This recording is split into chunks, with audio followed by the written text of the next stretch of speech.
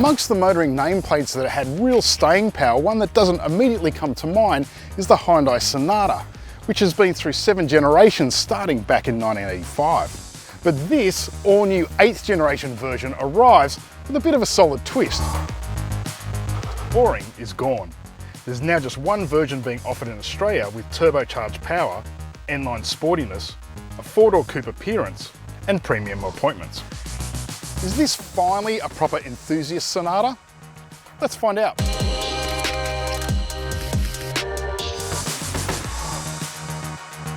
I'll spare you the nobody buys mainstream sports sedan spiel because almost 1,000 Aussies bought Kia Stingers in 2020. And at $50,990 before on-roads, that's where Sonata N Line wants to play. Besides, Hyundai figures that a 2-car garage that already has an SUV might be lured into what it calls a coupe-like 4-door as a second option. This new DN8 Sonata stretches 4.9 metres and it's both longer and lower than its predecessor. It boasts 19-inch wheels, LED lighting, aggressive front and rear fascia styling, and a coupe-like roofline that tapers down cleanly from the B-pillar. And it gets a handsome, if slightly more restrained appearance than that of the recently launched i30 Sedan N Line. It also has a distinct party trick, which are these LED driving lights that are hidden in the chrome strip that link the headlights to the window surrounds. This I'm not too sure about, and here's why. I reckon a German car maker will take one look at that, probably claim it as its own, and the next thing you know, we're going to have limousines running around all over the roads looking like rolling Christmas trees. Speaking of eye candy, there are plenty of techie treats inside the Sonata N Line. The sole fully loaded spec gets a huge 12.3-inch digital screen with skins that change depending on drive mode, plus a fairly nifty head-up display. You also get the high-end 10.25-inch touchscreen infotainment system that gets proprietary sat-nav, DAB+, and smartphone mirroring.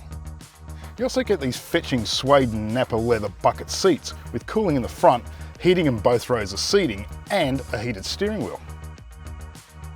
Everything from the 12-speaker Bose audio system to the panoramic glass roof is standard fitment. You do get a 4-spoke wheel and this drive-by-wire selector, but I'm not too sure about this fairly drab mid-grey colour scheme. It's a veritable lounge room in the back of the Sonata, and it's hard to believe that a mid-sized sedan can have this much legroom, though the sloping roofline does limit headroom. There are plenty of mod cons, including retractable blinds, seat heating controls in the doors, rear air vents, a USB port, and dual cup holders in the fold-down armrest. And around the back, the boot offers a fairly generous 510 litres of luggage space. So far so nice, but how does it go?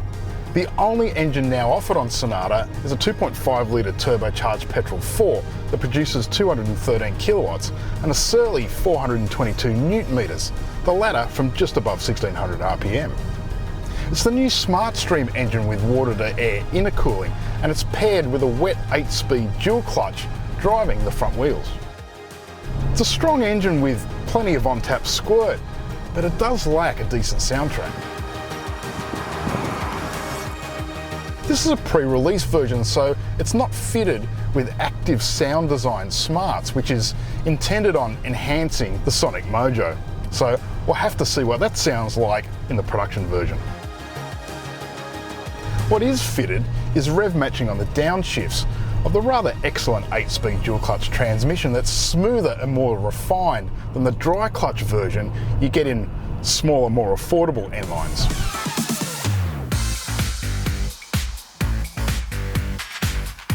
It's quite a premium and dignified drive with strong Grand Touring leanings.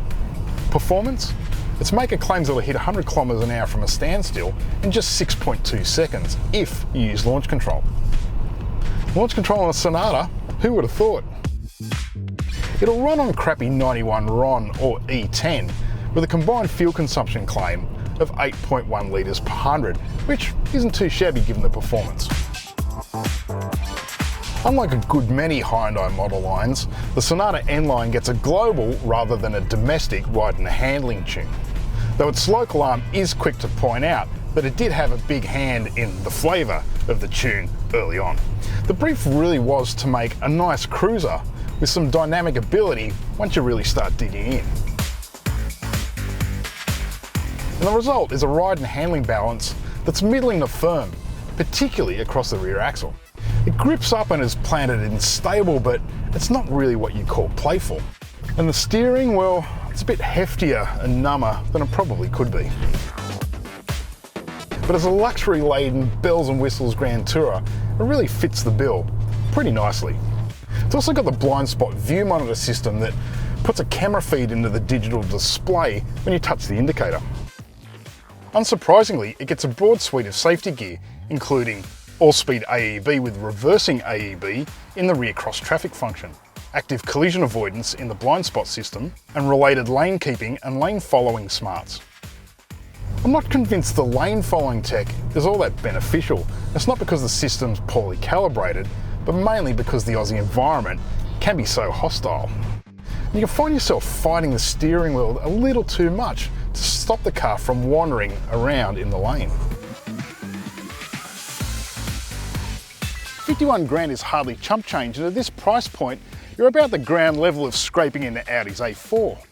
But it does look on the money when you consider that it's fully stacked with appointments and tech, and nothing about the Sonata is cheap. And while it doesn't hang its hat on any particular forte, it's quite accomplished in everything that it sets out to do. It's not only a satisfying all-rounder, it makes for a compelling alternative family vehicle, whether you already own an SUV or not. For our full review, check out wheels, click subscribe if you already haven't, and ring the bell to get notifications for all of our latest content.